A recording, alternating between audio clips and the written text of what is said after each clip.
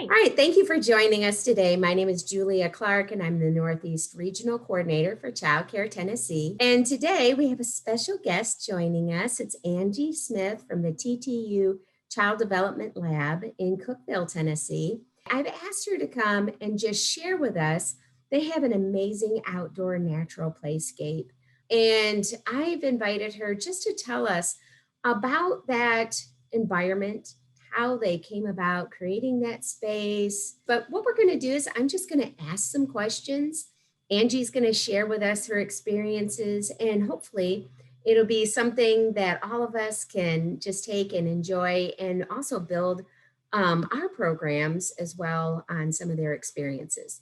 So the first question I have for you, Angie, is would you tell us how and why you decided to create a natural playscape for your program? So we decided that a playscape with a lot of nature would benefit our program because we have loved the Reggio Emilia style to learning and just kind of more bringing nature indoors. And we've noticed that the children's focus was a little bit stronger. So we just wanted to bridge that gap and extend that learning from the classroom. When we moved to our new space, it was just fitting that we sought out a naturescape playground. Financially, it was better for us, more for the children and the families. It just seemed to be a good fit. So tell us a little bit about the design process. How did you come up with this amazing design for your play space?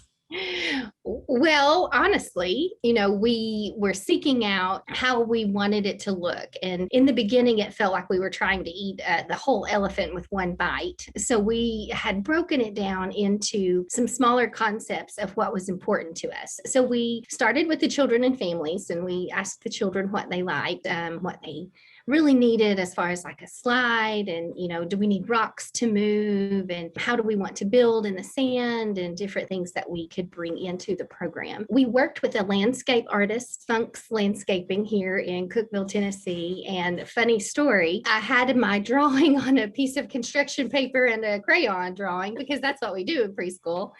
And I took it to him and said, how can we make this a reality? He just took our ideas and kind of ran with them. Along the way, of course, there were things that worked and things that didn't work. It was a learning process, and we all kind of grew together as we experimented, if you will, with different ideas and different designs of what would work for each individual classroom and the children. We all know that playgrounds can be a real siphon on our funds and our resources. What kind of resources did you take advantage of to create this space? So I guess our motto is we are not too proud to beg.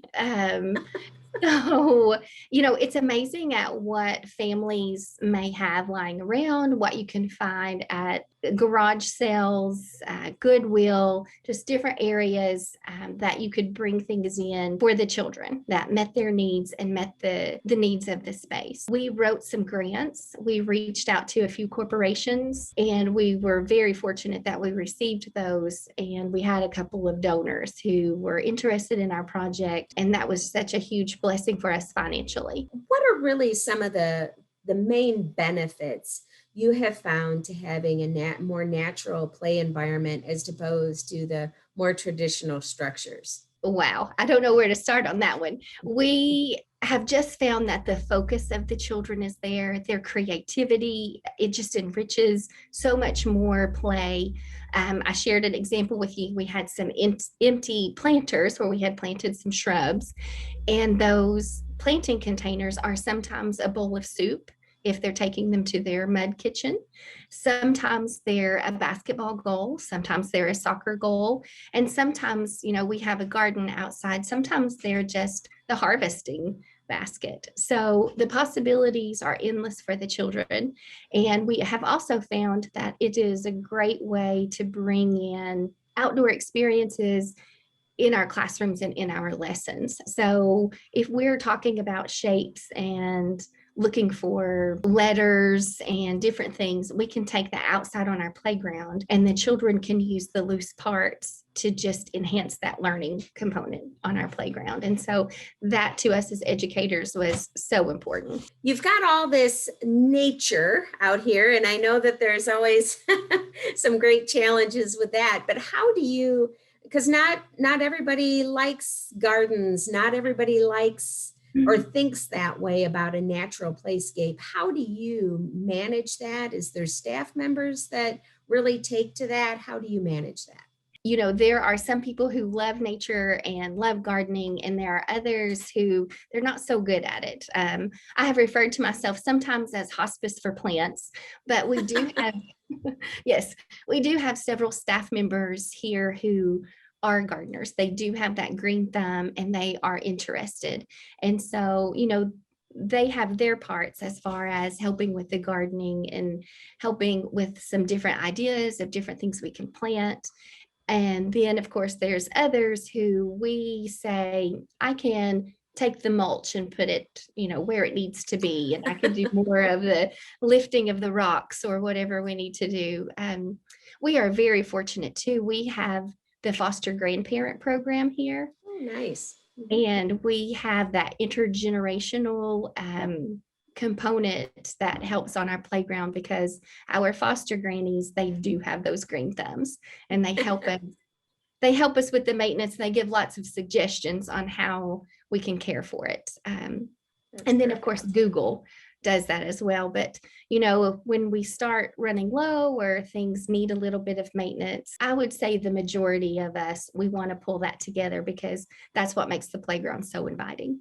So if you were to be retrospective on the whole process, do you have a couple do's or don'ts you'd want to share? Just if you wish you'd known then, what would you do differently? Yes. So, looking back on it, there's always things. It's like when you build a house or you design anything, you always look back and think, maybe I would have done this differently. In the beginning, when we first started this journey, it was so overwhelming. And I think sometimes we let that consume us to the point where it maybe limited some of our creativity and thinking.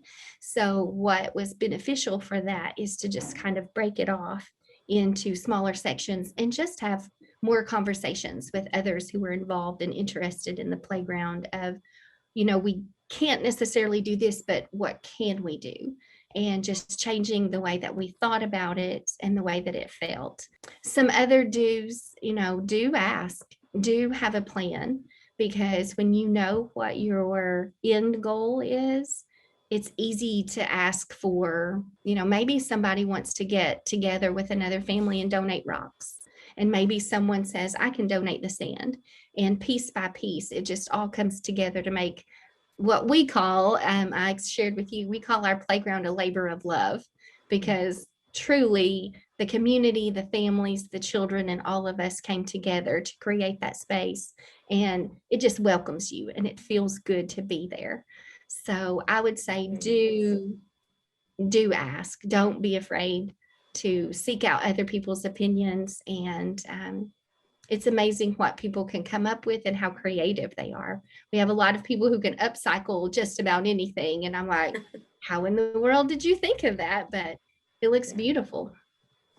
That is perfect. Well, such great information to share with our group and for us to be able to have a full understanding. It's a big process and it's a big project to take on. And Yes. to be able to get from the experience of someone else, that's a huge resource for us.